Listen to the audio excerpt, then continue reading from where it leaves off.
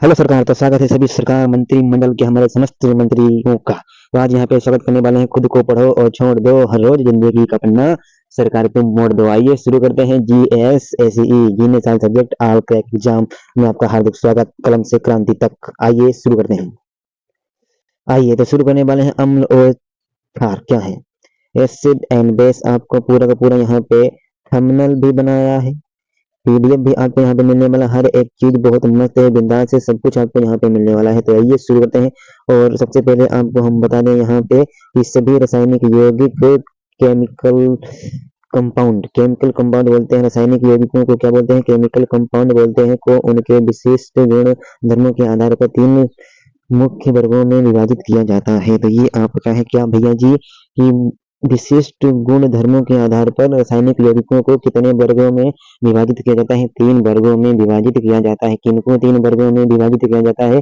रासायनिक यौगिकों को, मतलब केमिकल कंपाउंड को कितने भागों में बांटा गया है? 3 भागों में। कौन कौन से? अम्ल हो गए, क्षार हो गए, लवण हो गए। अच्छा ये भी बात है, हाँ ये भी बात है। तो कौन कौन से? तो अब आप यहाँ पे देखेंगे बहुत बढ़िया तरीके से कि भैया जी, हाँ जी, यहाँ पे देख लीजिए। सबसे पहले 3 भागों में है। पहले का नाम आपका अम्ल है, दूसरे का नाम क्षार है, तीसरे का नाम लवण है। अम्ल को इंग्लिश में क्या बोलते हैं? अम्ल को एसिड बोलते हैं, बेस क्षार को साल्ट, लवण को बोलते हैं। यहाँ ये नमक वाला है शक्कर, ठीक, नमक वाला चक्कर है सरकार, नमक वाला, ठीक। अब आगे आप इनको देख लीजिए। अम्ल कौन कौन से होते हैं? Cl2 हो गया, NH3 हो गया, H2SO4, H2O, HCl। और आपको बताना है कि जो आपका पेट है, स्टमक है, मानव शरीर में कौन सा अम्ल पाया जाता है? मानव शरीर के पेट में कौन सा अम्ल पाया जाता है? तो भैया जी हाइड्रोक्लोरिक अम्ल पाया जाता है, HCl। इसका कार्य क्या होता है? ये क्या करता है? भोजन की क्रिया को क्या करता है? ये आपको बताना है। फिर उसके बाद क्षार कौन सा होता है? NaOH होता है, NH4OH होता है। NaOH का आपको नाम बताना है। क्या सोडियम क्लोराइड है या कुछ और है? अच्छा 10 में ये पहले पार्ट है, ठीक है, वहां पे आपको देखने को मिलेगा। फिर Ca और इसका होल ट्वाइस है। और लवण क्या है? NaCl। NaCl सोडियम क्लोराइड होता है, जो आपका नमक होता है, भोजन में यूज होने वाला नमक, वही आपका होता है NaCl। और किसने किसने NaCl को देखा है ये भी बताएंगे कमेंट बॉक्स में। अगर नहीं देखा है तो बहुत ही विचित्र बात है, क्योंकि NaCl का मतलब क्या होता है पता है कि नहीं? जो आपके भोजन में नमक यूज होता है, कि आज नमक की वजह से भोजन में स्वाद नहीं आया, तो वही आपका नमक होता है। 2 वैरायटी के आते हैं नमक, टाटा भी आता है, बहुत आते हैं नमक। और क्षार और लवण के बारे में यहाँ पे चर्चा करने वाले हैं। तो आइए शुरू करते हैं और लोग जुड़िए आके। तो अम्ल और क्षार, एसिड एंड बेस। तो सबसे पहले अम्ल पे बात यहाँ पे करने वाले हैं। अम्ल आपका क्या है? अम्ल पे बात करने वाले हैं। तो एसिड शब्द की उत्पत्ति लैटिन भाषा के एसिडस शब्द से हुई है। अर्थ है, मतलब कि इसका अर्थ क्या है? एसिडस शब्द का अर्थ क्या है? खट्टा। एसिड शब्द की उत्पत्ति कहाँ से हुई है? एसिड शब्द की उत्पत्ति भैया जी कहाँ से हुई है? तो अम्ल जो शब्द है इसकी उत्पत्ति किससे भई है? लैटिन भाषा का शब्द है। क्या है? लैटिन भाषा है। कौन सा शब्द है? एसिडस शब्द है। इसका अर्थ क्या है? खट्टा। तो 3 पॉइंट यहाँ पे पक्के हैं। अम्ल कहाँ का शब्द है? लैटिन भाषा से लिया गया। कोस शब्द से लिया गया, एसिड शब्द से लिया गया। इसका क्या अर्थ है? खट्टा। एसिडस शब्द से लिया गया है, इसका अर्थ खट्टा है। खट्टा को आप श्योर भी बोलते हैं, ओके। इसलिए अम्ल स्वाद में खट्टे होते हैं। अच्छा इसके नाम से ही इसीलिए ये लिया गया है, क्योंकि कंफ्यूजन नहीं होनी चाहिए। अम्ल को हम एसिड भी बोलते हैं, ठीक है। अंग्रेजी का नाम एसिड है। एसिडस से ये लिया गया है। एसिड आपका बना है, एसिडस से एसिड बना है। एसिड का हिंदी नाम अम्ल है। अम्ल का और अपनी भाषा में गांव का नाम खट्टा हो गया, ठीक है। और इसकी परिभाषा कैसे देंगे? अगर विज्ञान में देनी है, साइंस में परिभाषा देनी है, तो आप इस प्रकार नहीं बोल सकते। ये जो स्वाद में खट्टे होते हैं वो आपके अम्ल होते हैं। आपको इस प्रकार नहीं बोलना है। आपको बोलना है जो जल में H+ आयन देते हैं, मतलब कि H+ आयन त्याग देते हैं, उन्हें आप क्या बोलेंगे? एसिडस बोलेंगे, मतलब कि अम्ल बोलेंगे, एसिड बोलेंगे। अच्छा एक बार और पढ़िए। तो वह रासायनिक यौगिक अथवा पदार्थ है जो रासायनिक क्रिया के दौरान प्रोटॉन अथवा हाइड्रोजन का त्याग करता है। किसका भैया जी त्याग करेगा? कि एक है शायरी यहाँ पे, छोड़ दिया वो रास्ता जिस रास्ते पे तुम गुजरे। तो प्रोटॉन अथवा हाइड्रोजन आयन का ये त्याग करेगा। H+ का त्याग करता है, अथवा क्या हो जाएगा? अथवा इलेक्ट्रॉन ग्रहण करता है। जो इलेक्ट्रॉन से क्या है, तुम यहाँ आओ और बोल दे कि भैया जी प्रोटॉन जी और हाइड्रोजन जी भागो भागो भागो भागो। अब आपसे यहाँ परीक्षा में प्रश्न कैसे पूछा जाएगा? बोलेंगे कि कौन सा आयन है जो हाइड्रोजन, निम्न में से कौन सा अम्ल है? अम्ल कौन से होते हैं? आप क्या ऑप्शन होंगे कि जो जलीय विलयन में इलेक्ट्रॉन ग्रहण करते हैं, जलीय विलयन में इलेक्ट्रॉन त्यागते हैं, हाइड्रोजन ग्रहण करते हैं, हाइड्रोजन को त्यागते हैं। इस प्रकार से आपसे परीक्षा में प्रश्न पूछा जाएगा तो आपको बता देना है कि जो जलीय विलयन में इलेक्ट्रॉन ग्रहण करते हैं अर्थात और हाइड्रोजन और प्रोटॉन को त्यागते हैं, हाइड्रोजन और प्रोटॉन को त्याग देते हैं, इलेक्ट्रॉन को ग्रहण कर लेते हैं, ये आपके क्या होते हैं? अम्ल। अम्ल कहाँ का है? लैटिन भाषा का शब्द है सरकार, ठीक। एसिड से लिया गया है, इसका अर्थ खट्टा है, श्योर इंग्लिश में हो गया, ठीक। वह रासायनिक यौगिक अथवा पदार्थ जो रासायनिक अभिक्रिया के दौरान प्रोटॉन और हाइड्रोजन आयन का त्याग करता है अथवा इलेक्ट्रॉन ग्रहण करता है, उसे हम अम्ल बोलते हैं। इतना समझ में आगे स्क्रीनशॉट मार सकते हैं आप आसानी से, ठीक। मान लीजिए स्क्रीनशॉट। फिर उसके बाद क्षार क्या है? क्षार पे भी बात करने वाले हैं कतई झमके बरस के। तो क्षार बेस बोलते हैं। क्षार वे रासायनिक पदार्थ हैं जो जल में घुलकर हाइड्रोक्सिक आयन OH- मुक्त करते हैं। क्षारकों में प्रोटॉन ग्रहण की प्रवृत्ति होती है, मतलब कि जो आपके क्षार होते हैं ये कैसे होते हैं? कड़वे होते हैं, कड़वे। विटर बोलते हैं, विटर। कड़वे को विटर बोलते हैं, कड़वे होते हैं अर्थात स्पर्श करने पर साबुन के समान चिकने एवं फिसलन युक्त प्रतीत होते हैं, मतलब कि बहुत चिकने होते हैं। जैसे आपकी लक्स साबुन हो गई, A to Z नंबर 1, जितनी भी आपकी साबुनें आती हैं इस प्रकार ये कहते हैं मुलायम होते हैं मक्खन की तरह। और भैया जी ये कड़वे होंगे और जल में घुलकर ये -OH को मुक्त कर देंगे कि जाइए, यू आर फ्रीडम, आप स्वतंत्र हैं, ठीक है। ये आपकी परिभाषा है। इसकी परिभाषा कैसे लिखेंगे कि वे रासायनिक पदार्थ जो जल में घुलकर OH- त्याग देते हैं, ठीक है, और प्रोटॉन की प्रवृत्ति इनमें होती है तो उन्हें आप क्षार बोलते हैं। ये स्पर्श करने से साबुन की तरह समान प्रतीत होते हैं। ये आपकी क्षार की परिभाषा हो गई, ठीक। अम्ल और क्षार क्या है? अब आपने लिटमस पेपर देखा होगा, चलिए इसको छोटा कर देते हैं।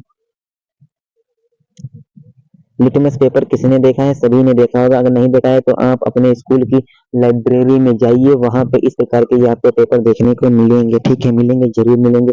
फिर आपके मिथाइल मिलेगा, मिथाइल फेनाफाइथिलीन मिलेगा भैया जी, मेथिलाइन मिलेगा। लिटमस पेपर तो अम्ल क्या होते हैं? जो अम्ल होते हैं आपके पास लिटमस पेपर है, लिटमस पेपर में जो अम्ल होगा आपके पास, अगर आपको चेक करना है तो ये भैया जी नीले को लाल कर देगा। अम्ल अम्ल क्या करते हैं? जो आपका नीला होगा उसको लाल कर देगा। आपके लिटमस पेपर दो प्रकार के होते हैं अभी, एक होता है लाल, एक होता है नीला। अगर नीला वाला भैया जी लाल हो गया तो अम्ल समझ लीजिए, अगर लाल वाला नीला हो गया तो क्षार को समझ लीजिए, ओके। उसके बाद इनका मिथाइल क्या होता है? मिथाइल तो भैया जी अम्ल जो होगा, अम्ल का मिथाइल आर्गन लाल होता है, क्षार का मिथाइल आर्गन पीला रंग का होता है। पेनापेथिलीन अम्ल क्या होगा? रंगहीन होता है, क्षार का गुलाबी होता है। इस प्रकार ये देख लीजिए यहाँ पे पेनापेथिलीन, ये आपका रंगहीन को आप सफेद बोलते हैं। केमिस्ट्री में रंगहीन प्रकार की कोई चीज ही नहीं होती है, वो आपका सफेद होती है, सफेद को ही हम रंगहीन बोलते हैं। अब बोलेंगे जल कैसा है? जल रंगहीन है, ये भी बात सही है, लेकिन कुछ हद तक जब आगे पढ़ेंगे तो पता चलेगा कि आपका सफेद ही रंगहीन होता है, ठीक है। और क्षार क्या होगा? गुलाबी होता है। ये आपका इधर वाला गुलाबी वाला क्षार है, ये आपका जल की तरह जो दिख रहा है रंगहीन, ये आपका अम्ल है। ये आपका लाल वाला अम्ल है, ठीक है सरकार। पीला आपका यहाँ आ नहीं पाया, कोई बात नहीं, आगे बढ़िए। अब देख लीजिए, अब इनकी परिकल्पनाएं भी कोई ना कोई वैज्ञानिक आए, चाचा जी आए, फूफा जी आए, सभी ने अपने अपने दिमाग लगाए, वहां पे परिभाषा आपको बताई। तो आपका यहाँ पे क्या हो जाएगी परिभाषा? अम्लों एवं क्षारों की परिभाषित करने के अनेक वैज्ञानिकों द्वारा कुछ संकल्पनाएं, कॉन्सेप्ट, संकल्पनाओं या संकल्पनाएं तो क्या बोलते हैं? कॉन्सेप्ट प्रस्तुत की गई हैं जो निम्नवत है। निम्नवत का मतलब नीचे है, तो संकल्पनाओं को आप कॉन्सेप्ट बोल देंगे। तो आर्हेनियस अम्ल एवं आर्हेनियस क्षार, तो आर्हेनियस अम्ल क्या है? आर्हेनियस क्षार क्या है? इनके बारे में हम आज यहाँ पे डिस्कस पूरा का पूरा करने वाले हैं। तो भैया जी आर्हेनियस चाचा जी को किसने नहीं देखा? सबने देखा होगा। तो स्वीट्स वैज्ञानिक थे ये भैया जी, स्वीट्स के वैज्ञानिक थे। स्वीट्स के वैज्ञानिक आपके कौन थे? आर्हेनियस। आर्हेनियस का पूरा नाम स्वैंटे आर्गस्ट आर्हेनियस, स्वैंटे अगस्त आर्हेनियस के अनुसार वे पदार्थ जो जल में घुलकर एच हाइड्रोजन क्या होगा? जल में घुलकर हाइड्रोजन आयन की सांद्रता की प्रवृत्ति करते हैं, कॉन्सिट्रेशन, कॉन्सिट्रेशन को सांद्रता, ओके सरकार, H+ की सांद्रता कॉन्सिट्रेशन में वृद्धि करते हैं, आर्हेनियस अम्ल कहलाते हैं। तथा वे पदार्थ जो जल में घुलकर हाइड्रोक्सिल अथवा हाइड्रोक्साइड आयन की सांद्रता बढ़ाते हैं, आर्हेनियस क्षार कहलाते हैं। मतलब कि वो जल में H+ को क्या करेगा? त्यागेगा। जितना ज्यादा बाहर निकालेगा कि तुम निकलो निकलो निकलो, तो वो आपके क्या होंगे भैया जी, वो आपके अम्ल होंगे। ठीक। अब एक क्षार की इन्होंने क्या परिभाषा बताई कि वे पदार्थ जो जल में घुलकर -OH की संख्या को बढ़ा दें, वृद्धि कर दें, इंक्रीज कर दें, गेन कर दें, वो आपके आर्हेनियस क्षार हो जाएंगे, आर्हेनियस बेस हो जाएंगे। तो अब आपको आर्हेनियस एसिड और आर्हेनियस बेस के बारे में पता चल गया होगा। अभी नहीं पता चला है तो अब की बार जब पुनः देख लीजिएगा वीडियो को सरकार, ठीक है। तो अम्ल और क्षार। अब दूसरी क्या है, लारी की भैया जी एक नई समीकरण आई। तो भैया जी बोरनस्टेड लॉरी क्षार एवं क्षारक सिद्धांत, मतलब कि अम्ल एवं क्षारक सिद्धांत, इनकी थ्योरी क्या थी, अम्ल क्षारकों को परिभाषित करने की दिशा में यह सिद्धांत 1923। तो भैया जी आपको बताना है कि 19 असहयोग आंदोलन कब लागू हुआ था या कब चलाया गया था। ठीक है, असहयोग आंदोलन, अगर यहाँ तक देखा है वीडियो को, असहयोग आंदोलन। अम्ल क्षारकों को परिभाषित करने की दिशा में यह सिद्धांत 1923 ईस्वी में दो वैज्ञानिकों द्वारा स्वतंत्र रूप से दिया गया था। कौन कौन से भैया जी दो वैज्ञानिक थे, दो साइंटिस्ट, वैज्ञानिक को ही साइंटिस्ट बोलते हैं, ठीक है। तो जोहानेस निकोलस ब्रंस्टेड और आपके ये डेनमार्क के थे भाई जी, दो वैज्ञानिक थे और वो भी अलग अलग कंट्री के। एक लोग डेनमार्क के थे, एक लोग इंग्लैंड के थे। डेनमार्क का क्या नाम था भैया जी, जो डेनमार्क के साइंटिस्ट थे उनका क्या नाम था, जोहानेस निकोलस ब्रंस्टेड डेनमार्क के थे भैया जी, डेनमार्क के। और थॉमसन मार्टिन लारी इंग्लैंड के थे। इस सिद्धांत के अनुसार वे पदार्थ जो जलीय विलयन में वियोजित होकर प्रोटॉन, हाइड्रोजन, आयन प्लस देने की क्षमता रखते हैं, ब्रस्टेड लारी अम्ल कहलाते हैं। ये भैया जी ब्रस्टेड लारी का नाम यहाँ पे, ब्रस्टेड लारी इंग्लैंड के थे तथा वे पदार्थ जो विलयन से हाइड्रोजन ग्रहण करने की क्षमता को रखते हैं, वो क्षार कहलाते हैं। मतलब कि H+ को जो त्याग देगा वो अम्ल होगा, जो उसे ग्रहण करेगा वो क्षार होगा। ये लारी का कमाल है, सब कुछ समझ में आ गई ना पूरी बात आपको। अब आगे की बात करेंगे यहीं पे। तो आगे की बात यहाँ पे क्या होने वाली है भैया जी, अब लुईस अम्ल एवं क्षारक आ गए। तो लुईस बाबा की भी बात सुन लीजिए। तो अभी आपके सामने तीन वैज्ञानिक आ गए, आर्हेनियस आ गए और इंग्लैंड वाले आ गए, डेनमार्क वाले आ गए। ठीक, अब आपके सामने आए हैं अमेरिका के, ओ भाई साहब, Gilbert Newton Lewis. Okay, Lewis महाराज भी आ गए हैं। तो भैया जी ये हमें पकड़ ना ले जाए कहीं आते हैं कि हमारा नाम आप महाराज की तरह ले रहे हैं, नहीं पकड़ेंगे, कोई बात नहीं। के अनुसार वह रासायनिक पदार्थ जो एक इलेक्ट्रॉन युग्म का मतलब होता है पेयर। आपके पास दो पेन है तो आप उनको वन पेयर बोल सकते हैं। वन पेयर मेरे पास है, one pair, I have one pair pen. Okay, मेरे पास एक एक पेन का है। ठीक, के अनुसार वह रासायनिक पदार्थ जो एक इलेक्ट्रॉन पेयर ग्रहण करने की क्षमता रखता है, लुईस अम्ल कहलाते हैं। इसके विपरीत वह रासायनिक पदार्थ जो एक इलेक्ट्रॉन युग्म का त्याग करने की क्षमता, मतलब कि जो इलेक्ट्रॉन युग्म होता है उसे जो ग्रहण करेगा, उसे जो क्या करेगा भैया जी, जो उसे ग्रहण करने की प्रवृत्ति को रखता है, ग्रहण करने की प्रवृत्ति, वो आपका अम्ल कहलाता है, वो आपका अम्ल। मतलब कि ग्रहण करेगा किसको, इलेक्ट्रॉन युग्म को जो ग्रहण करेगा, इलेक्ट्रॉन को ग्रहण करेगा, अम्ल आपको बोल जाएगा। और जो इलेक्ट्रॉन युग्म का क्या करेगा, त्याग करेगा, त्याग, तो वो आपका क्षार कहलाएगा, वो आपका क्या कहलाएगा, क्षार। तो इसमें इलेक्ट्रॉन युग्म होंगे, जो भैया जी ग्रहण करेगा वो अम्ल कहलाया जाएगा, जो भैया जी त्याग करेगा वो आपका क्षार कहलाएगा। ओके, अब अम्लों के प्रकार कितने होते हैं, तो भैया जी अम्लों के प्रकार आप यहाँ पे देख लीजिए, आपके 4 प्रकार होते हैं। तो भैया जी हर एक अम्ल 4 प्रकार यहाँ पे हैं, अम्ल के प्रकार। तो आइए इन चारों प्रकारों को बहुत ही आसान तरीके से यहाँ पे देखने वाले हैं।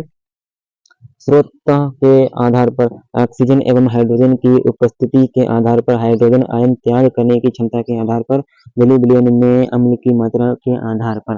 तो भैया जी अम्ल के प्रकार कितने होते हैं, 4 होते हैं।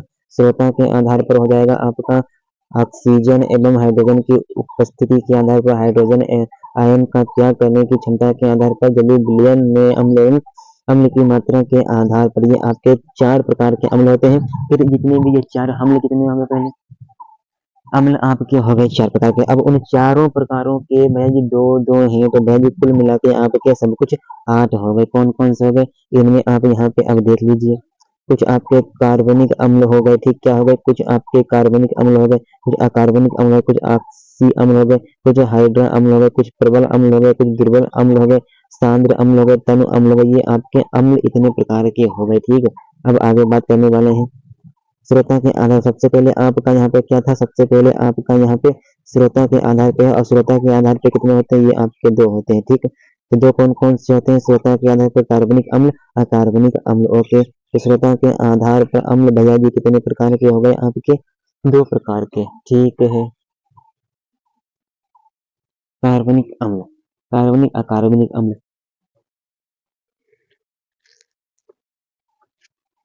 तो भैया जी कार्बनिक अम्ल, ऑर्गेनिक ऑर्गेनिक केमिस्ट्री आपने पढ़ी है कि नहीं, कार्बनिक रासायनिक विज्ञान, कार्बनिक रासायनिक विज्ञान नहीं पढ़ी है, कोई बात नहीं, हम पढ़ा देंगे। तो बस कार्बनिक अम्ल, ऑर्गेनिक एसिड, ऐसे अम्ल जो विभिन्न प्राकृतिक स्रोतों जैसे पादपों एवं जंतुओं, natural resource like plants and animal से प्राप्त किए जाते हैं, मतलब कि जीव जंतुओं से, पादपों से, प्रकृति की चीजों से प्राप्त किए जाते हैं। कौन चीज प्राप्त किए जाते हैं, कार्बनिक अम्ल कहलाते हैं। ऐसे अम्ल जो प्रकृति से प्राप्त किए गए हैं वो आपके कार्बनिक अम्ल कहलाते हैं। ऑर्गेनिक केमिस्ट्री मतलब कि ऑर्गेनिक चीज तो सब कुछ अच्छी होती है, जो प्रकृति में होती है वही आपकी ऑर्गेनिक होती है, फिर तो सब ऐसे काम बन रहा है, चल रहा है। ठीक है, फिर कार्बनिक अम्ल कहलाते हैं। तो कार्बनिक अम्ल अगर आपसे कोई पूछ दे कि कार्बनिक अम्ल कौन से होते हैं, क्या कहलाते हैं, तो आप बता देंगे जो अम्ल प्रकृति में पाए जाते हैं जीव जंतु पादपों पादप द्वारा, वे आपके क्या होते हैं, कार्बनिक कार्बनिक अम्ल। ऑर्गेनिक एसिड होते हैं सभी कार्बनिक अम्लों में कार्बन अनिवार्य रूप से उपस्थित होता है। जितने भी आपके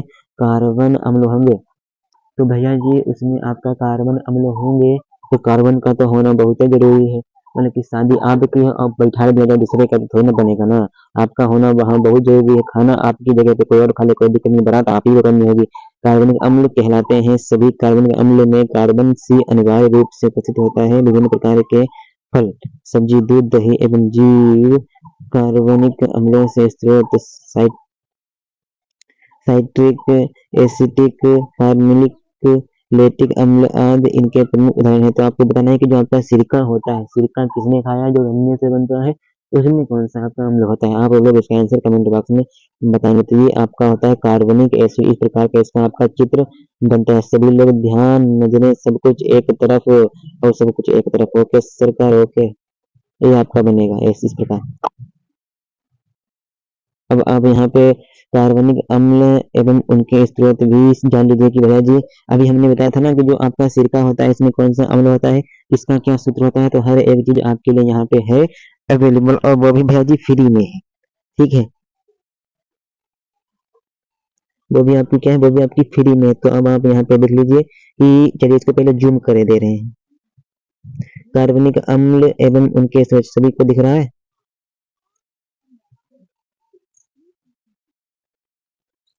हाँ सरकार सभी को दिख रहा है। चलिए, तो कार्बनिक अम्ल एवं उनके स्रोत, कार्बनिक एसिड एंड देयर सोर्स। अच्छा जी, बहुत बढ़िया बात है। तो भैया जी जो आपका साइट्रिक अम्ल होता है तो C6H8O7 6 8 7 6 8 7 CHO लिखेंगे, 6 8 7 कर देंगे, 6 कार्बन होंगे, 7 आपके हाइड 7 आपके ऑक्सीजन, 8 आपके हाइड्रोजन होंगे, तो ये आपका साइट्रिक अम्ल बन जाएगा। इसका ये सूत्र बन जाएगा, रासायनिक सूत्र बन जाएगा। तो साइट्रिक अम्ल कहाँ कहाँ पाया जाता है, नींबू में, संतरा में, टमाटर आदि खट्टे फल, जितने भी आपके खट्टे फल होते हैं, खट्टे फल जैसे कि अखरोट हो गया, और हाँ खट्टे फल हैं, और कुछ कुछ खट्टे और भी होते हैं, जैसे कि जो आपका करौंदा नाम सुना है ना, करौंदा सुना होगा, तो वो भी आपका फल ही होता है, तो उसमें भी आपका साइट्रिक होगा, क्योंकि नींबू, संतरा, टमाटर इनमें से में साइट्रिक अम्ल पाया जाता है।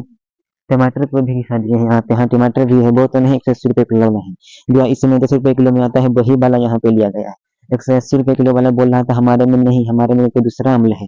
अच्छा वो इससे बात वही थी, बता रहा था कि हमारे में फार्मेलिक अम्ल लगा दिए हैं। अच्छा, उनके में फार्मेलिक अम्ल लगा दिए हैं, तो तभी फार्मेली में हो गए थे।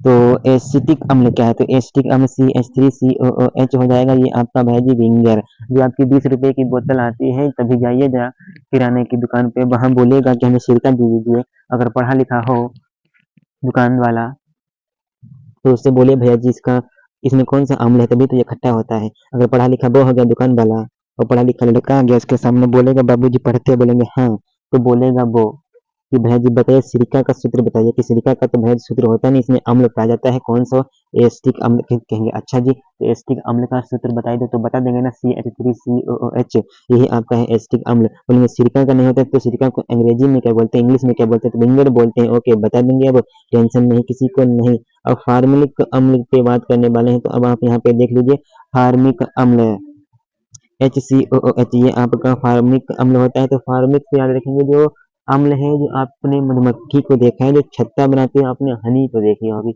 हनी आपकी कौन बनाती है, मक्खी बनाती है कि मधुमक्खी बनाती है कि रानी मक्खी बनाती है, ये आपको बताना है। तो फार्मिक अम्ल का सूत्र क्या होता है, HCOOH, ये आपका फार्मिक अम्ल का सूत्र होगा। मधुमक्खियों एवं चींटियों तथा नेटल नामक वनस्पतियों के कांटों में फार्मिक अम्ल पाया जाता है। फार्मिक अम्ल कहाँ पाया जाएगा सरकार, मधुमक्खियों कांटों में। अच्छा बाबू जी, अगर मधुमक्खी ने कांटा अपना आप को चुबा दिया तो भैया जी कतई जो आपकी फिटिंग की शर्ट बनवाते हैं ना इस समय, वो भी टाइट पड़ेगी। ठीक, अब भैया जी दूध दही को नहीं खाता, जो आपका दूध खट्टा हो जाता है, खट्टा मतलब कि जो दूध से पनीर बनाते हैं उसको पहले फाड़ते हैं ना, दही आपने खाई होगी तो भैया जी देखी तो जरूर ही होगी। अच्छा देखी भी नहीं है तो बहुत बड़ी की बात है। जाइएगा दुकान पे जहाँ पनीर मिलती है और जहाँ आपकी केक मिलती है, वहाँ लिखा होगा जलपान या मिष्ठान, ठीक, स्वीट शॉप, वहाँ बोलना जाके कि भैया जी दही दिखा दो, तो इतना हंसेगा, बोल रहे हैं कि दही नहीं देखे यहाँ पे। तो लेटिक अम्ल का सूत्र क्या होगा, तो लेटिक अम्ल दूध, खट्टा दूध किस अम्ल के कारण होता है, खट्टे दूध में कौन सा अम्ल पाया जाता है, तो भैया जी लेटिक अम्ल पाया जाता है, तो दही में भी पाया जाएगा। ठीक है, फिर उसके बाद आंवला, पपीता, ब्रोकली, ये आपका है। तो भैया जी आंवला किसके लिए होता है खट्टा, एक्सा कार्बोक्सिलिक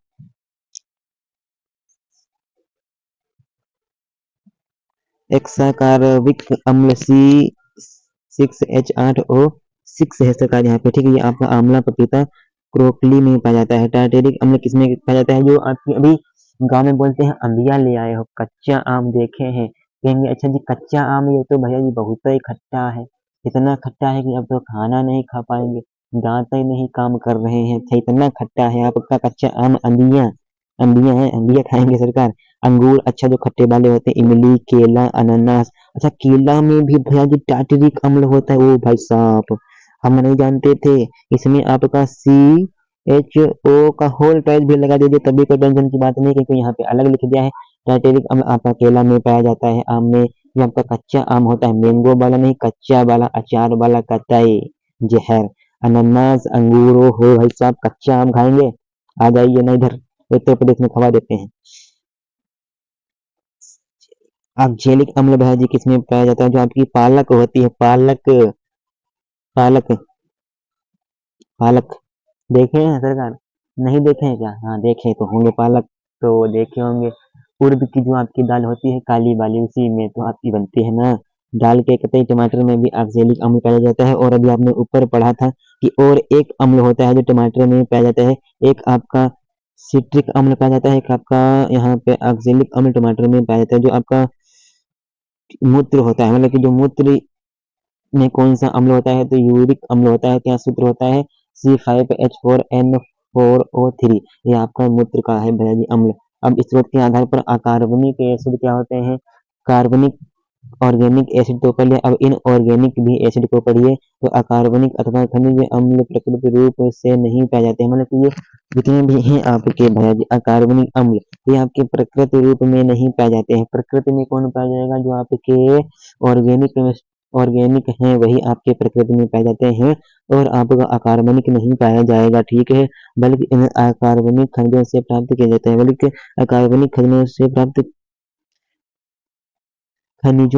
किया जाता है। खनिज अम्ल वास्तव में यौगिक हैं जिनमें हाइड्रोजन तथा अधात्विक तत्व उपस्थित होते हैं, लेकिन हाइड्रोजन और अधात्विक तत्व उपस्थित होते हैं। अच्छा, तो सल्फ्यूरिक अम्ल हो गया, हाइड्रोक्लोरिक अम्ल हो गया तथा नाइट्रिक अम्ल हो गया, सर्व प्रमुख खनिज अम्ल है। सर्व, इन्हें रेंच अम्ल भी कहा जाता है। रेंच अम्ल किसे कहा जाता है, ये आपके भी ऊपर लिखे हैं, यही आपके होते हैं। ठीक है, अब आगे बात करने वाले हैं तो सल्फ्यूरिक अम्ल का सूत्र आप यहाँ पे देख लीजिए, H2SO4, फिर हाइड्रोक्लोरिक अम्ल HCl, यही आपका पेट में पाया जाता है। फिर उसके बाद नाइट्रिक अम्ल HNO3, ये आपका नाइट्रिक अम्ल है। सर्व प्रमुख खनिज अम्ल हैं। ये आपके 3 सर्वप्रथम सर्व प्रमुख बहुत प्रमुख हैं। कतई ब्रांड में वेरी वेरी वेरी वेरी पसंदीदा। अच्छा जी, अब आगे बात करने वाले हैं जी, जिन्हें बेंज अम्ल भी कहा जाता है। तो भैया जी बेंज अम्ल भी कहा जाता है, किसे कहा जाता है देख लीजिए। अब उसके बाद दूसरे पे बात करने वाले हैं ऑक्सीजन एवं हाइड्रोजन की उपस्थिति के आधार पर। ऑक्सीजन अम्ल, ऑक्सी अम्ल, ऑक्सी एसिड, ऑक्सी एसिड क्या है? तो वे अम्ल जिनमें हाइड्रोजन परमाणु से एक ऑक्सीजन परमाणु संयुक्त रहता है।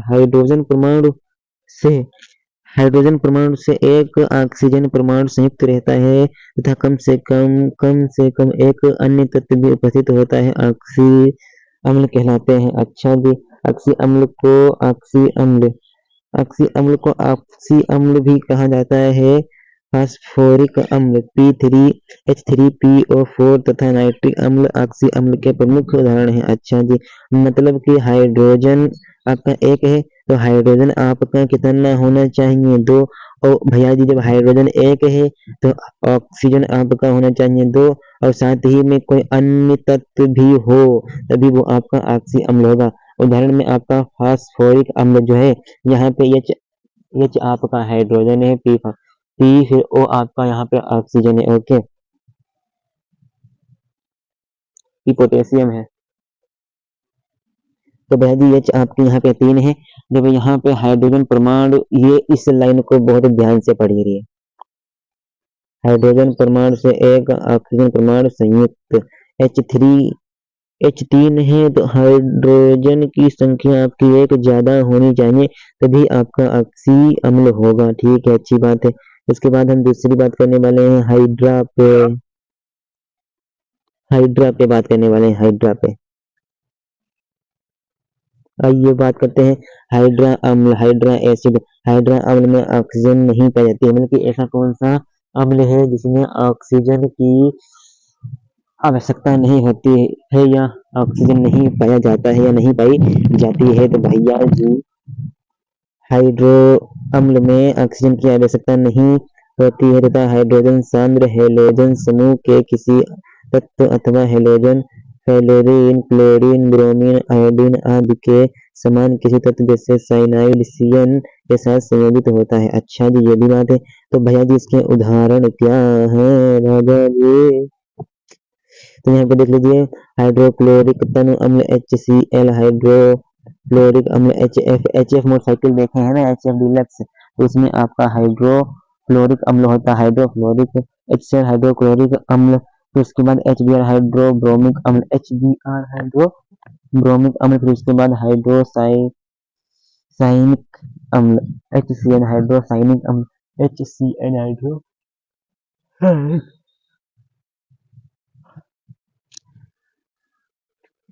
आगे बढ़िए। हाइड्रोजन आयन त्याग करने की क्षमता के आधार पर, हाइड्रोजन आयन को त्याग करने की क्षमता के आधार पर प्रबल अम्ल, स्ट्रॉन्ग एसिड।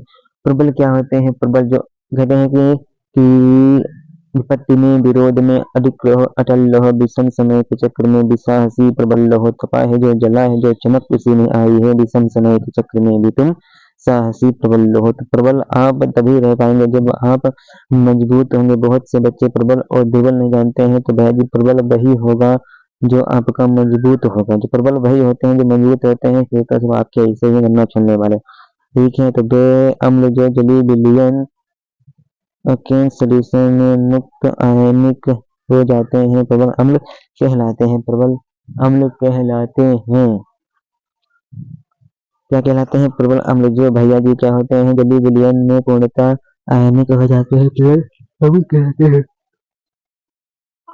ओके, अब उसके आगे बात करने वाले हैं कि प्रबल अम्लों में प्रोटॉन अथवा हाइड्रोजन आयन H+ त्याग करने की उच्च क्षमता होती है। प्रबल अम्ल क्या होते हैं? जो आपका प्रोटॉन और हाइड्रोजन तो बहुत जल्दी ये भैया जी पैर मारते हैं, बहुत जल्दी इन्हें कहते हैं हटो हटो हटो हटो हटो। तो भैया जी हाइड्रोजन और प्रोटॉन को तो हटना पड़ता ही है क्योंकि उनसे बड़े हैं ये भैया जी हमारे।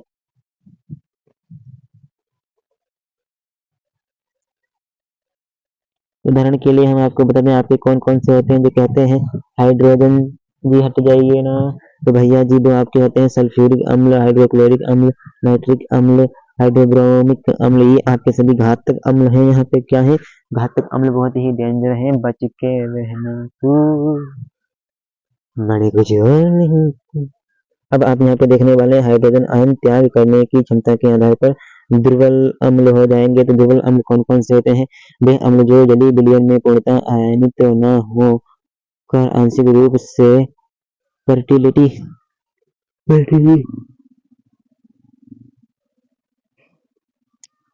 आयनिक होते हैं, दुर्बल अम्ल कहलाते हैं। मतलब कि ये पूर्णतः पानी में नहीं घुलेंगे। मतलब कि चीनी है आपकी, उसमें आपने चीनी को घोला, चीनी आपकी घुलाई नहीं रही, मिलिंग जाए नहीं, मिलते जाए नहीं, मिलते जाए नहीं, मिलते जाए नहीं, और भैया जी कुछ अंश तब भी उसके आपके बीकर में रह गए। मतलब कि आपने चीनी को एक बाल्टी में लिया, छोटी सी बाल्टी आपकी, उसमें आपने 1 लीटर पानी लिया और 1 लीटर बाल्टी में छोटा सा पानी लगाया और लगाया, लगा पे लगाते घुमा दिया, और तब भी तनिक सी बच गई नीचे चीनी, तो वही आपकी हो जाती है क्या भैया जी, आंशिक रूप से आयनित नहीं होती है, कुछ अंश आपके बस जाते हैं। ठीक है, तो वे अम्ल जो जलीय बेन में पूर्णतः आयनित न होकर आंशिक रूप से आयनित होते हैं, भैया जी कतई नहीं मिलेंगे, कुछ न कुछ तो बचेंगे। दुर्बल अम्ल कहलाते हैं। दुर्बल अम्ल अपने हाइड्रोजन आयनों का पूर्णतः त्याग नहीं करते हैं। मतलब भैया जी कुछ भी काम शुद्ध साई से नहीं करेंगे, कुछ न कुछ अपने पास ये जरूर रख लेंगे। मतलब कि कहते हैं हम आपको रुपए भी देंगे लेकिन कतई नहीं देंगे, हम दे देंगे और ले भी लेंगे। अच्छा ये भी बात है, हाँ ये भी बात है। कौन करता है, दुर्बल अम्ल कहते हैं कि ये भाई जी बहुत कमजोर होते हैं, दिल इल होता नहीं इनके पास, बेचारे बिना दिल के खाते पीते हैं ये, तभी तो इनका नाम क्या रखा गया है, दुर्बल अम्ल रखा गया है। ठीक है, और भाई जी उदाहरण कौन कौन से, एस्टिक अम्ल है, फार्मिक अम्ल है, हाइड्रोजन सल्फाइड H2S, H2S का नाम कितना छोटा है, हाइड्रोजन सल्फाइड आदि दुर्बल अम्लों के उदाहरण हैं। ठीक है, और छिड़का भाई जी किसने किसने खाया है, किसने किसने नहीं खाया है। निम्नलिखित में से कौन सा एक सबसे कम अम्ल है, से ज्यादा तो कम कमजोर है ही।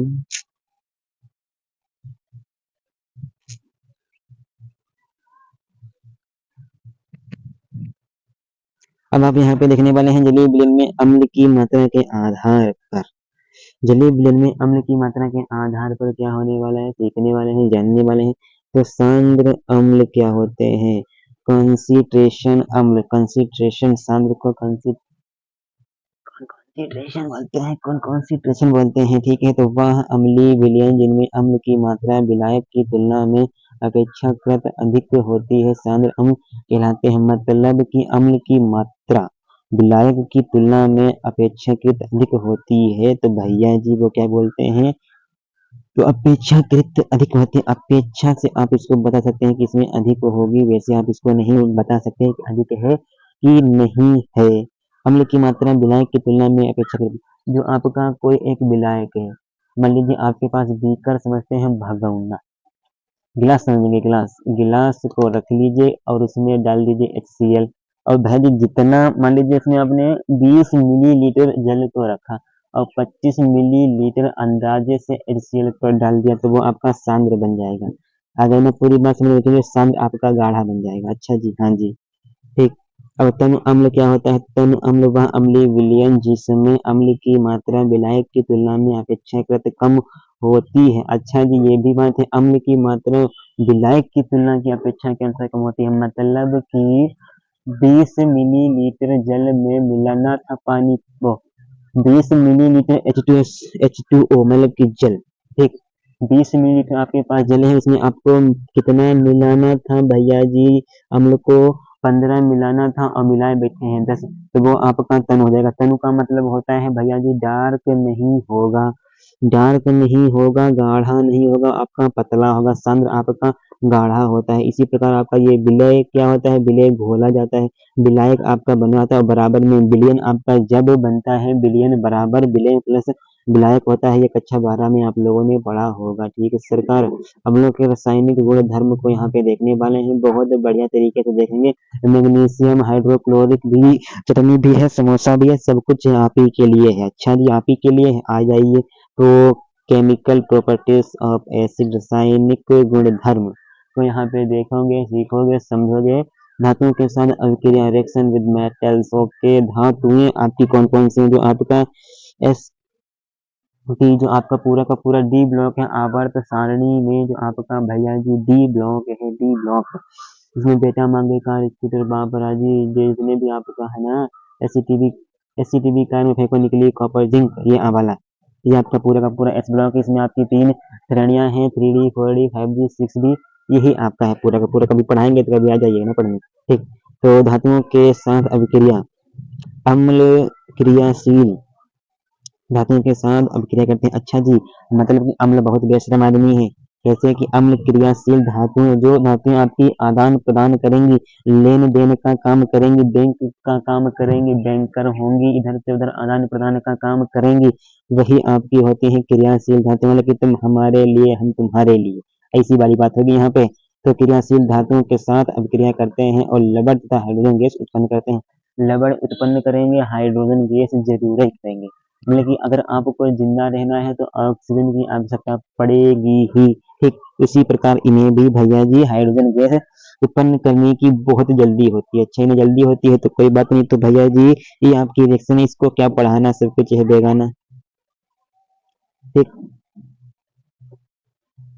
तो अब आप यहाँ पे देखेंगे अम्लों के रासायनिक गुण धर्म, केमिकल प्रॉपर्टीज ऑफ एसिड। तो धातु कार्बोनेट तथा धातु हाइड्रोजन के साथ क्रिया, मतलब कि अब आपके सामने यहाँ पे 2 धातु हैं, एक कार्बोनेट है, एक आपकी हाइड्रोजन है।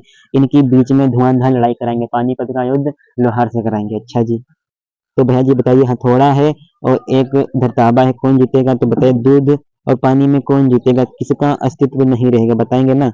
दूध का अस्तित्व नहीं रहेगा कि पानी का अस्तित्व नहीं रहेगा, कि दूध पानी बन जाएगा कि पानी दूध बन जाएगा, ये आपको बताना है। ठीक, तो इसी प्रकार यहाँ पे 2 धातुएं हैं, तो ये आपको टक्कर में, जब पैसा वाले देशों की लड़ाई होती है, लेकिन दोनों के पास बराबर पैसा होता है 19-20, तो भेज देंगे तुम हटो तुम हटो, फिर मिलेगा। अम्ल धातु कार्बोनेट एवं हाइड्रोजन कार्बोनेट के साथ क्रिया करके लवण लवण कार्बन डाइऑक्साइड तथा जल का निर्माण करते हैं। कार्बन डाइऑक्साइड ओके, CO2, ये आपकी है भैया जी पूरी।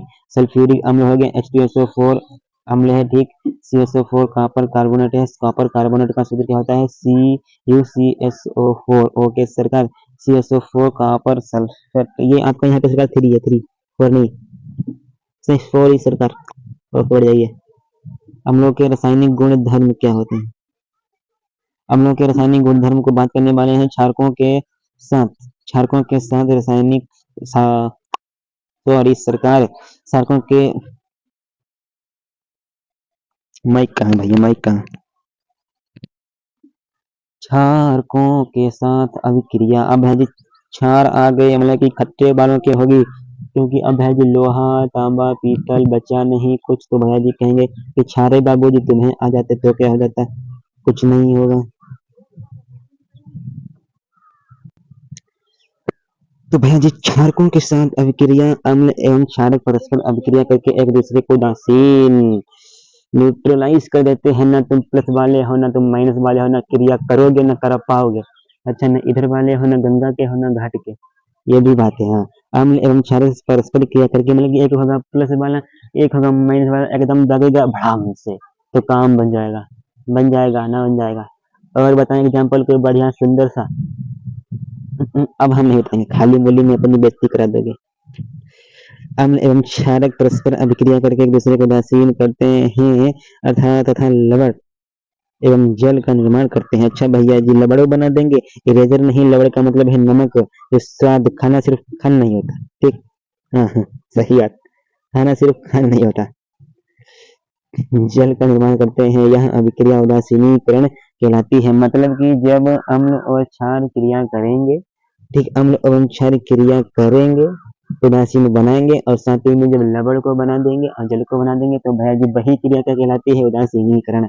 मजा आ गया ना सरकार? आ गया कतई मजा? हाँ आ गयो। HCl plus KOH gives H2O plus KCl। Okay, hydrochloric potassium जल, पोटेशियम KCl। ओके सरकार, अब इनका कुछ यूज करेंगे। आइए आपको कुछ दैनिक केमिस्ट्री की तरफ अग्रसर करते हैं, अग्रसर करेंगे। ओके, क्या पढ़ा रहे हो? एस्टिक अम्ल, एस्टिक अम्ल। अच्छा जी, इसका यूज क्या है? सिरके में 3.6 एस्टिक अम्ल होता है। छिड़का को देखा है कि नहीं देखा है? नहीं देखा है तो 20 रुपए की बोतल मिलेगी, जाइए भैया जी। हाँ 3.6 बता रहे हैं कि छिड़के को नहीं देखे हैं और हमसे बोलेंगे कि यूपी में गन्ने को देखे हैं कि नहीं देखे, तो बेइज्जती की बात है। उत्तर प्रदेश में रहोगे जब चीनी का कटोरे बोलेंगे उत्तर प्रदेश के, उसी को नहीं देखे तो फिर देखे क्या? तो अब आप यहाँ पे देखने वाले हैं क्या भैया जी? एसिटिक अम्ल जो आपका होता है CH3COOH, एसिटिक अम्ल यही आपका होता है। तो भैया सिरके में 3.6% एसिटिक अम्ल होता है, या अचार बनाने में, सलाद में, सलाद ओके, अचार बनाने में, सलाद में एवं खाद्य पदार्थों के परीक्षण में प्रयोग किया जाता है। परीक्षण में प्रिसर्वेशन, ओके सरकार, प्रिवेशन। ओके, अब साइट्रिक अम्ल क्या होता है?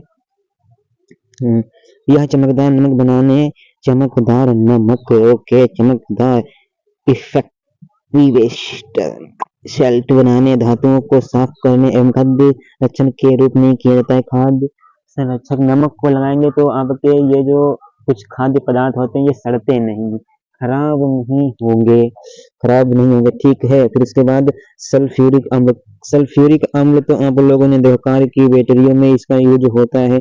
H2SO4, H2SO4 कार की बैटरियों में, पेट्रोलियम शोधक, ड्राई पेंट आदि के निर्माण में प्रयोग किया जाता है। अच्छा, बैटरियों के निर्माण में होता है, जो आपकी कार होती है, गाड़ी होती है, 4 व्हीलर, ओके सरकार। नाइट्रिक अम्ल, नाइट्रिक अम्ल HNO3 उर्वरक, जो उर्वरक का मतलब समझते हैं खाद, जो खेतों में खाद पड़ती है, फर्टिलाइजर बोलते हैं, ठीक, फर्टिलाइजर। एक्वारोजिया 3, एक्वारोजिया का सूत्र देखेंगे ना, क्या है? 3HCl प्लस HNO3 एवं विस्फोटकों के निर्माण में तथा रॉकेट ईंधनों के ऑक्सीकारक के रूप में किया जाता है। ओके सरकार, किसका? नाइट्रिक अम्ल का, ठीक। हाइड्रोक्लोरिक अम्ल क्या होता है? एक्वोरेजिया रंजकों, औषधियों, औषधियों का मतलब समझते हैं। हाइड्रोक्लोरिक अम्ल प्लास्टिक निर्माण में किया जाता है। अच्छा, हाइड्रोक्लोरिक अम्ल जो होता है इसका प्रयोग प्लास्टिक में भी किया जाता है, हाँ किया तो जाता है बाबा। अब बोरिक एसिड क्या होता है भैया जी? H3BO3 पादपों के बोरोन की कमी दूर करने के लिए, चावल गेहूं के संरक्षण में, फाइबर ग्लास के निर्माण में तथा रेकम बोर्ड पर ट्राई लिग्निन के रूप में किया जाता है। किसका? बोरिक। ऑक्लेजिक अम्ल कपड़े की रंगाई, जो आपका कपड़ा होता है कि वो नीली वाली, वो पीली वाली, वो हरी वाली, वो लाल पत्ते वाली, वो काली पीली वाली, तो एक्लोजिक अम्ल का प्रयोग किया जाता है। ये ब्लीचिंग पाउडर, जितने भी जो एक्लोजिक अम्ल होता है कुल मिला के मेकअप वाला आता है, कन्या का काम है सर, यहाँ पे कन्याएं कितनी है। ऑक्लेजिक अम्ल C2H2O4, C2H2O4 भैया जी। एक्लोजिक यहाँ पे क्या है? कपड़े की रंगाई में, बेकिंग पाउडर में, फोटोग्राफी में, ब्लीचिंग में, जंग के दाग हटाने में, जंग, जंग समझते हैं जो आपका मूर्छा होता है, मूर्छा के दाग हटाने में किया जाता है। किसका? C2H2O4 ऑक्जेलिक अम्ल, ठीक। क्षार, अब आपकी अम्ल की जितनी भी प्रक्रिया है, अम्ल की, अम्ल क्या करता है? जो आपका नीला होगा लिटमस, उसको लाल करेगा बढ़िया तरीके से, और क्षार क्या होता है? जो लाल होगा उसको नीला करेगा, ठीक, लिटमस। और क्षार वे रासायनिक पदार्थ हैं जो जल में घुलकर हाइड्रक्स हाइड्रॉक्सिलिक अम्ल OH- मुक्त करते हैं। क्षारकों में प्रोटॉन ग्रहण करने की प्रवृत्ति होती है, स्वाद में कड़वे मीठे होते हैं तथा स्पर्श करने पर साबुन के समान चिकने एवं फिसलन युक्त प्रतीत होते हैं। अच्छा जी, प्रतीत होते हैं कि स्पर्श करोगे तो कतई रपटिन जाओगे, कितना भी महंगा जूता काहे न ले आए हो, ठीक है। तो क्षार लाल लिटमस पेपर को नीला कहते हैं। जो लाल लिटमस पेपर होगा उसे भैया जी बोलेंगे तुम ललवा काहे हो, तुम ललवा काहे नहीं हो, तो बबुआ जी ललवा नहीं चलेगा, यहाँ पे नीलवा चलेगा, तो नीला कर देगा क्षार। ठीक, तो लाल को नीला करने वाला आपका क्षार हो जाएगा, नीले को लाल करने वाला अम्ल हो जाएगा, एसिड बेस। ठीक, मिथाइल ऑरेंज को पीले रंग में तथा फिनोल्फेथलीन को गुलाबी रंग में परिवर्तित कर देते हैं। ये अम्ल के साथ अभिक्रिया करके उन्हें उदासीन कर देंगे, मतलब कि न्यूट्रलाइज कर देंगे। न्यूट्रलाइज, उदासीन, ना तो प्लस वाले बचोगे ना माइनस वाले, इतने घातक हथियार हैं। ठीक, तथा लवण व जल का निर्माण करते हैं। बहुत बढ़िया, बहुत बढ़िया।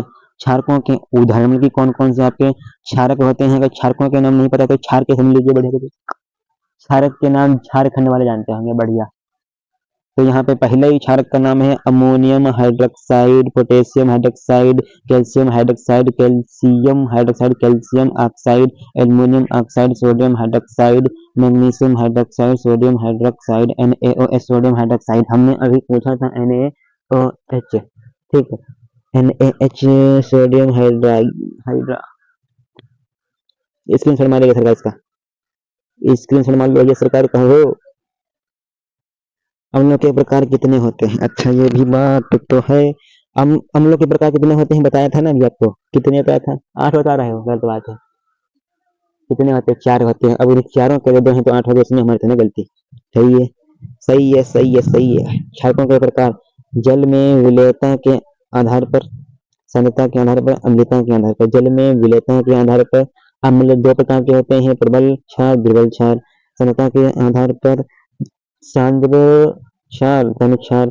अम्लता के आधार पर एकल अम्लीय क्षार, द्वितीय अम्लीय क्षार, तृतीय अम्लीय क्षार। विलेयता के जल में विलेयता के आधार पर क्षारक based on solubility in water। जल में घुलने के पश्चात क्षारकों द्वारा उत्पन्न हाइड्रोक्सिलिक आयनों की संख्या के आधार पर क्षारक को 2 वर्गों में बांटा गया है या बांटा जाता है। कितने? 2 भागों में, एक प्रबल क्षार, एक दुर्बल क्षार। क्षारक तो प्रबल क्या होगा? तो प्रबल आपके वे क्षारक जो अम्लीय, जो जलीय विलयन में पूर्णतः घुलकर आयनित हो जाते हैं। प्रबल, प्रबल बेचारा बहुत ही आदमी मस्त होता है, स्ट्रॉन्ग, मतलब कि कट्टर आदमी। जैसे आपका वो सांप होता है, कट्टर सांप कौन सा होता है बताएंगे भी? कट्टर सांप काला, काला ना कि काला वाला, हमारे इधर बोलते हैं करिया वाला सांप, करिया वाला है, करिया वाली दादा है स्प्लेंडर, करिया वाली का काम करोगे, करिया वाली स्प्लेंडर। हाँ, करिया वाली स्प्लेंडर। वे क्षारक जो जलीय विलयन में पूर्णतः घुलकर आयनित हो जाते हैं, प्रबल क्षारक कहलाते हैं। जल में घुलनशील क्षारकों को एल्केलीन अथवा क्षार कहा जाता है। एल्केली, एल्केली, एल्केली अथवा क्षार कहा जाता है। ये क्षारक अधिक संख्या में हाइड्रोक्सिलिक आयन उत्पन्न करते हैं। जो जल में क्षारक कतई घुल जाते हैं भैया जी, उन्हें एल्केली अथवा क्षारक कहा जाता है। यह क्षारक अधिक संख्या में हाइड्रोक्सिलिक आयन उत्पन्न करते हैं। उदाहरण क्या होगा? कौन कौन से क्षार हैं जो जल में कतई मिल जाएंगे, अपना अस्तित्व, अपना कर्म फल सब भोग देंगे, तुरंत ही मिटा देंगे। तो sodium hydroxide NaOH, potassium hydroxide KOH, calcium hydroxide CaOH को होल ट्वाइस। ठीक, उसके बाद जल में विलेयता के आधार पर दुर्बल क्षारक वे क्षारक जो जलीय विलयन में पूर्णतः नहीं घुलते हैं, अर्थात पूर्णतः आयनित नहीं होते हैं, कि दुर्बल क्षारक हो या अम्ल हो, ये कतई नहीं मिलेंगे, ये कुछ ना कुछ अपना अंश जरूर छोड़ देंगे। ठीक और दुर्बल क्षारक कहलाते हैं। ये क्षारक कम हाइड्रोक्सिलिक आयन उत्पन्न करते हैं। उदाहरण: मैग्नीशियम हाइड्रोक्साइड, अमोनियम हाइड्रोक्साइड। ये आपके 2 हो गए। ठीक, अब उसके बाद सांद्रता के आधार पर क्षारकों का वर्गीकरण। तो भैया जी सांद्रता के आधार पर क्षारकों का वर्गीकरण, concentration, classification of the best of concentration. तो सांद्र क्षारक वह जलीय विलयन जिसमें क्षारक की मात्रा अपेक्षाकृत अधिक होती है। वह जलीय विलयन जिसमें क्षारक की मात्रा अपेक्षाकृत अधिक, मतलब कि अपेक्षा थे आपको 5 रुपए के मिल जाए, अगर 8 तो मजा नहीं आ जाएगा, वही है। तो यहाँ पे सांद्र सोडियम हाइड्रोक्साइड, सांद्र अमोनियम हाइड्रोक्साइड आदि ये आपके हैं। ठीक, तो तन क्षार क्या होते हैं? तन वह जलीय विलयन जिसमें क्षारक की मात्रा अपेक्षाकृत कम होती है। 5 की ठीक जरूरत 2 दिए भैया 3 रुपए तो मजा कहीं नहीं आएगा।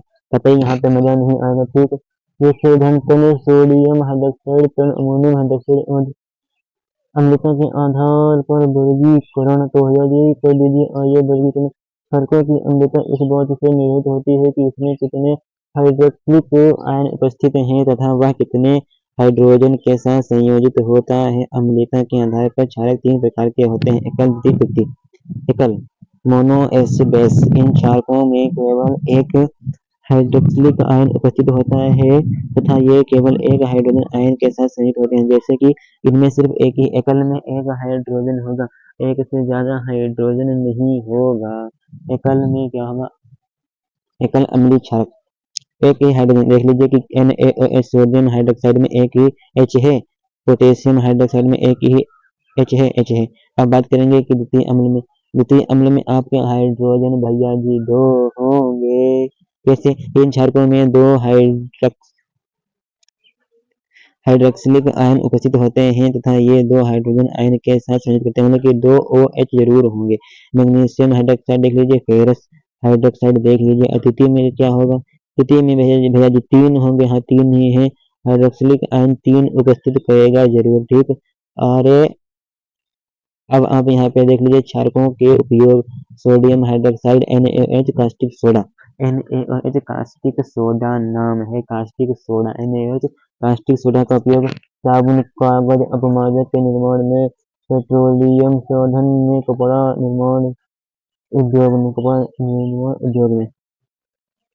ठीक, तो कैल्शियम हाइड्रोक्साइड चूने का पानी भुजा हुआ चूना। ठीक, कैल्शियम हाइड्रोक्साइड CaOH को होल्टेज चमड़ा उद्योग में, अम्लीय मृदा जल एवं गंदे नाली के उपयोग में, सीमेंट एवं मशीन के निर्माण में। मैग्नीशियम हाइड्रोक्साइड इसके जलीय विलयन को मिल्क ऑफ मैग्नीशियम भी कहा जाता है। तो अवशिष्ट जल के उपचार में वेस्ट वाटर ज्यादा बेस्ट पानी है, यूज किए गए पानी को पुनः यूज इसी माध्यम से किया जाता है मैग्नीशियम हाइड्रोक्साइड से। अग्निरोधक, फायर आग लगती है तो फायर वाली कार आती है वही। ठीक, कैल्शियम ऑक्साइड CaOH बुझा हुआ चूना। औषधीय उद्योगों के कीटनाशक, सीमेंट, कागज, उच्च स्थितियों में स्मार्ट के निर्माण में, कैस्टिक सोडियम के निर्माण में, मैग्नीशियम ऑक्साइड मृदा भूजल एवं पेयजल के उपचार में, विद्युत केबलों में ताप प्रतिरोधक के रूप में, प्लाज्मा टीवी के डिस्प्ले पर सूचनात्मक लेपन में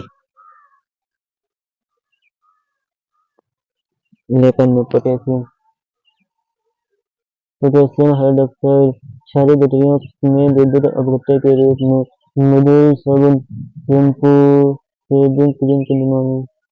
जो आप साबुन यूज करते हैं रोज।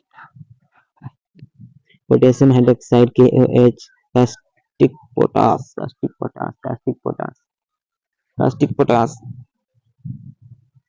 Caustic potash shampoo, shaving cream हो गई, और यहाँ की शेविंग क्रीम, शैम्पू, साबुन, ये मृदु साबुन होते हैं, मृदु साबुन होते हैं।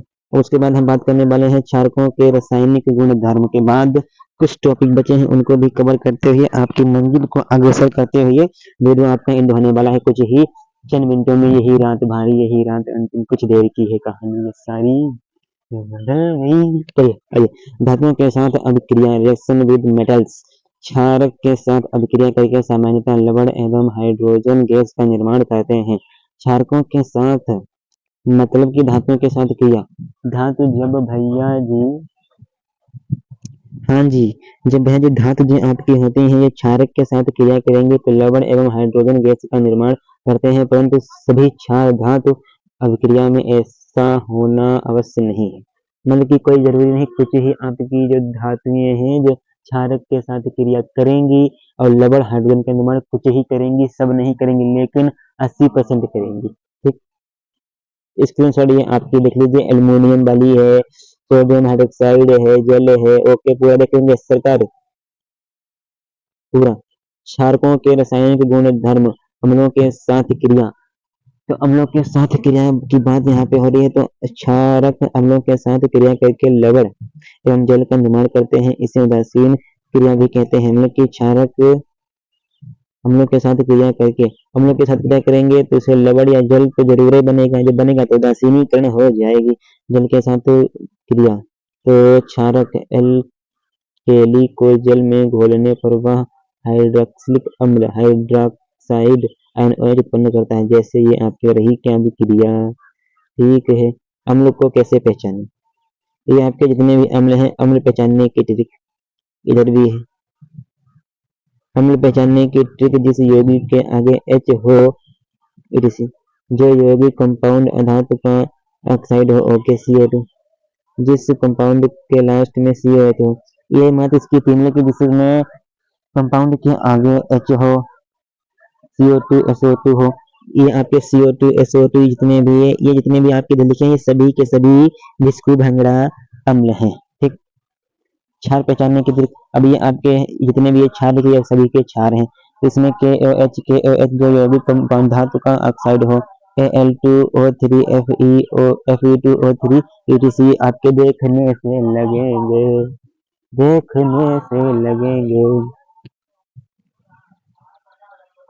से लगेंगे, ठीक है। फिर उसके बाद पीएच स्केल, बहुत बढ़िया। पीएच जब भी आप लिखेंगे, इसको काट के फेंका कैसे जाएगा। जब आप इस पीएच का पी बड़े में बना देंगे, एच छोटे में बना देंगे। हमेशा ध्यान रखना है, पी इसका हमेशा छोटा बनेगा, पी हमेशा आपका छोटा बनेगा। इसका भैया जी नाम क्या होता है, पॉइंटेज ऑफ हाइड्रोजन। पीएच का फुल फॉर्म पॉइंटेज ऑफ हाइड्रोजन या पॉइंटेंटिटी ऑफ हाइड्रोजन और पावर ऑफ हाइड्रोजन, इसको भी बोल सकते हैं, ठीक है। पोटेंटिलिटी ऑफ हाइड्रोजन और करके, या आप इसका दूसरा नाम भी प्रस्तुत कर सकते हैं, पॉइंटेलिटी ऑफ हाइड्रोजन, और दूसरा नाम क्या है, पावर या पॉइंटेज ऑफ हाइड्रोजन। पीएच मान 0 और 14 के बीच का अनुमानित संख्या है। पीएच मान अभी तक 14 तक आवश्यकता पड़ी है। जब भैया जी 14 तक आवश्यकता पड़ी है, आगे अभी कोई इतना क्षार निकल ही नहीं पाया कि जो 14 को क्रॉस कर दे तो अलग बात है। तो इसको बढ़िया तरीके से पढ़ेंगे, समझेंगे। तो पीएच मान 0 और 14 के बीच का अनुमानित संख्या है, जो दर्शाता है कि विलयन अम्लीय, क्षारीय या उदासीन है। क्योंकि तीन चीजों को बताता है पीएच मान, पावर, हाइड्रोजन, पॉइंटिलिटी ऑफ हाइड्रोजन। जो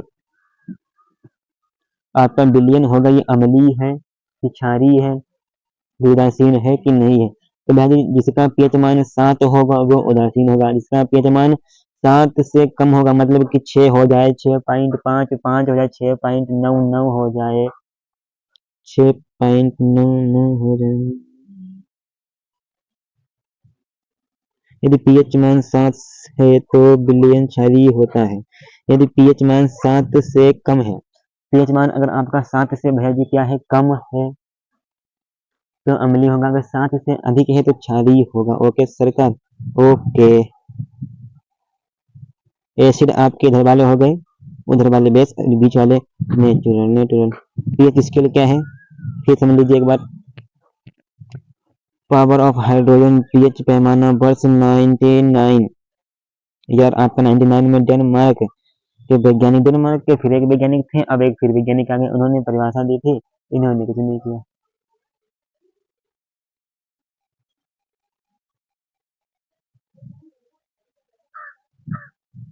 चलिए, तो पीएच पैमाना वर्ष 1909 में डेनमार्क के वैज्ञानिक SPL सोरेन्स द्वारा विकसित किया गया।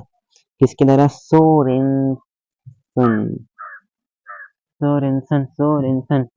सोरेन्सन द्वारा विकसित किया गया। पीएच मान 0 से 14 के बीच का अनुमानित संख्या है, जो दर्शाता है कि विलयन अम्लीय, क्षारीय या उदासीन है या नहीं है। पीएच 7 पर, अरे भैया जी फिर से काहे आ गए। पीएच वैल्यू, बैटरी में इनकी वैल्यू को आपको ध्यान रखना है। पीएच वैल्यू, अगर अम्ल को पीना है तो आपके घर में value, pH value, okay sir. तो सिरका की कितनी होती है, 2.4 होती है, ठीक है, 2.4 से 2.5 के बीच में होगी। नींबू का 2.2 होता है। एग्जैक्ट वैल्यू है, कहते हैं एग्जैक्ट। बैटरी में प्रयुक्त अम्ल 0 से 1 तक, ठीक। नींबू का 2.2 होता है, सिरका का 2.4 से 2.5 तक होता है, दूध का 6.4 से 6.7 तक होता है। शुद्ध जल को हम औसत जल भी बोलते हैं। औसत जल भी बोलते 7, नमक का आपका 7 होता है, मानव मूत्र का औसतन में आपका 6 होता है, 6 मूत्र का। फिर रक्त का आपका 7.4 होता है। ये आपकी pH value important pH value है आपकी। तो आज आप लोगों ने भैया जी यहाँ पे पूरा यहाँ पे इतनी लंबी स्केल पढ़ रही थी, यहाँ पे कि पढ़ ली, समझ ली, दिमाग में भर ली होगी आराम से। सभी को जय हिंद, जय भारत, वंदे मातरम, और इसके बारे में शेयर करिएगा। जय हिंद।